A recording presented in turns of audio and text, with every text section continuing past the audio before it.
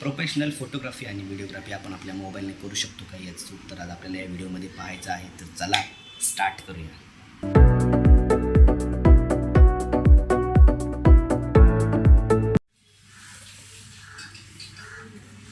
तर आपण बोलत होतो प्रोफेशनल फोटोग्राफी आणि व्हिडिओग्राफी मोबाईलने शक्य आहे का, तर याचं उत्तर आहे शक्य आहे.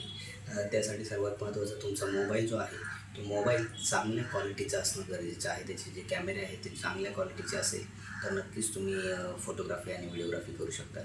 तर माझा जो मोबाईल आहे तो आहे विवो X70 Pro आणि हा मोबाईल मी 2021ला सप्टेंबरमध्ये हा घेतला होता. जो मोबाईल आहे तो कॅपेबल पाहिजे की आपले जे फोटोग्राफ आहेत आणि आपण जी व्हिडिओ काढणार आहे तर ते चांगल्या क्वालिटीमध्ये आले पाहिजे. तर आपण बोलू शकतो की हा प्रोफेशनल लेवलचे आपले जे फोटो आणि व्हिडिओज आहेत. तर सर्वात महत्त्वाचा मोबाईल जो आपण घेत आहोत तर हा मोबाईल घेताना बऱ्याच गोष्टींचा विचार केला पाहिजे. आणि आता चाललेला आहे 2024. तर 2024च्या नुसार सर्वात महत्त्वाचं आता तुमच्या मोबाईलमध्ये व्हिडिओग्राफीसाठी 8K असणं अत्यंत आवश्यक आहे. आणि जो तुमचा कॅमेरा आहे जो तुम्ही फोटो काढणार आहे तर फोटोग्राफीसाठी सर्वात महत्त्वाचं आहे मोबाईलमध्ये तुमचा OIS म्हणजे काय, ऑप्टिकल इमेज स्टॅबिलायझेशन, ज्यामुळे फोटो एकदम क्रिस्प येतात. जरी तुमचा मोबाईल हलला तरी तुमचे जे फोटो आहेत ते एकदम चांगल्या क्वालिटीचे येतील. आणि शक्यतो तुम्ही बघा की कोणता सेन्सर त्याच्यामध्ये यूज केला आहे. सोनीचे जे सेन्सर्स आहेत ते खूप छान आहेत.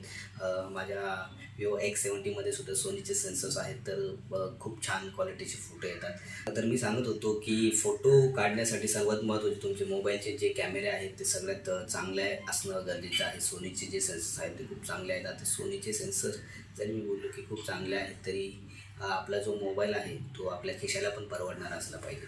तर सर्वात महत्त्वाचं आता 50,000पर्यंतचे जे मोबाईल आहेत त्यांच्यामध्ये जो कॅमेरा आहे तो सगळ्यात मला वाटतं उत्कृष्ट आहे. आणि आत्ता जर घ्यायचं म्हटलं तर तुमच्याकडे ॲपलचे सुद्धा जे मोबाईल आहेत ते आता 50,000पर्यंत येतात. त्यानंतर विवोकडे जाऊ शकता, IQकडे जाऊ शकता. यांचे जे कॅमेरे आहेत ना ते खरंच खूप सुपर क्वालिटीचे आहेत. आणि प्रत्येक वेळेस मोबाईल बदलणे शक्य नाही. त्यामुळे तुमचा जो मोबाईल घेता तो तुम्ही विचारपूर्वक घेतला पाहिजे. ॲपलचं बघायला गेलं तर ॲपलमध्ये व्हिडिओग्राफी जी आहे ती एकदम हाय क्वालिटीची आपण असं बोलू शकतो. कारण त्याच्यामध्ये फ्रंटमध्ये पण 4K आहे. मोबाईलमध्ये 2021वरच गिम्बल OIS होता. त्यामुळे याचे व्हिडिओ खरंच खूप स्मूथ येतात. पण याच्यामध्ये पण एक कॅच आहे की मोबाईलचा जो गिम्बलचा जो पार्ट आहे तर तो फक्त 60 FPSमध्येच फक्त काम करतो. तो 4Kमध्ये काम करत नाही.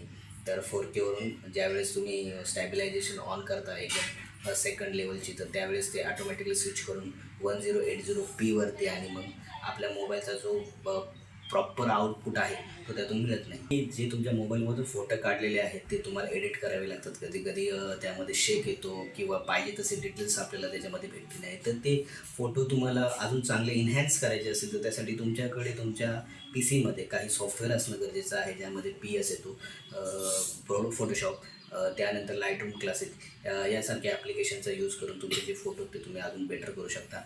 त्यानंतर व्हिडिओग्राफीबद्दल सांगायचं राहिलं तर ॲपलमध्ये फ्रंटला 4K आहे आणि बॅकला पण 4K आहे, 60 FPS आणि OIS आहे. आणि तुम्हाला माहितीच आहे ॲपलचे कॅमेरे किती छान आहेत म्हणून लोक जास्त करून ॲपल घेतात. अँड्रॉईडमध्ये असं नाही आहे, अँड्रॉईडमध्ये सुद्धा आहे.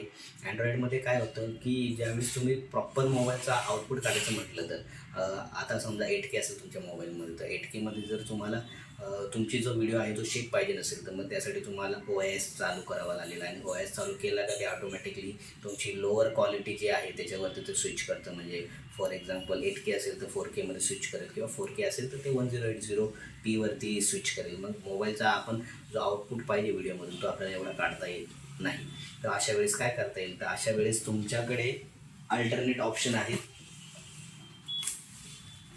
हा जो गिम्बल आहे हा यूज करून तुम्हाला तुमच्या मोबाईलचा जो प्रॉपर आउटपुट आहे तो तुम्हाला काढता येईल. आणि याला कसं चालवायचं आहे तर ते तुम्ही यूट्यूबवरून बघू शकता. आता मी याच्याबद्दल जास्त काही सांगत नाही. आणि याचा जर रिव्ह्यू पाहिजे असेल किंवा कमेंटमध्ये सांगा तर मी याचा रिव्ह्यू तुम्हाला नक्कीच आणून देईल. मधून आपल्याला काय कळेल, सर्वात महत्त्वाचं ज्यावेळेस तुम्ही मोबाईल चॉईस करता तर तो मोबाईल जो आहे तो तुम्ही एकदा चॉईस करता तर तो प्रॉपरली तुम्ही रिसर्च करून आणि त्याची स्पेसिफिकेशन बघून मग चॉईस केला पाहिजे. आणि फोटोग्राफीसाठी सर्वात महत्त्वाचं लक्षात घ्या की आता काय होतं की प्रत्येक वर्षी एक नवीन त्याचा मॉडेल जो आहे तो नवीन नवीन येतो, त्याच्यामुळे प्रत्येक वेळेस मोबाईल स्विच करणं मला तरी आपल्या पॉकेटसाठी ते परवडणार नाही आहे. तर मोबाईल स्विच करण्यापेक्षा जो तुम्ही मोबाईल घेत आहे तो फ्युचर प्रूफ आहे का हे सगळ्यात पाहणं गरजेचं आहे. आणि ॲपल कसं आहे की आपल्या पॉकेटला परवडणार नाही आहे. तर ॲपलचे मोबाईल तुमचं पॉकेट जर अलो करत असेल तर नक्कीच घ्या तुम्ही, त्याबद्दल काही डाऊट नाही. तसं EMIवरती आता ॲपलचे फोन मिळत आहेत, तर काही प्रॉब्लेम नाही आहे.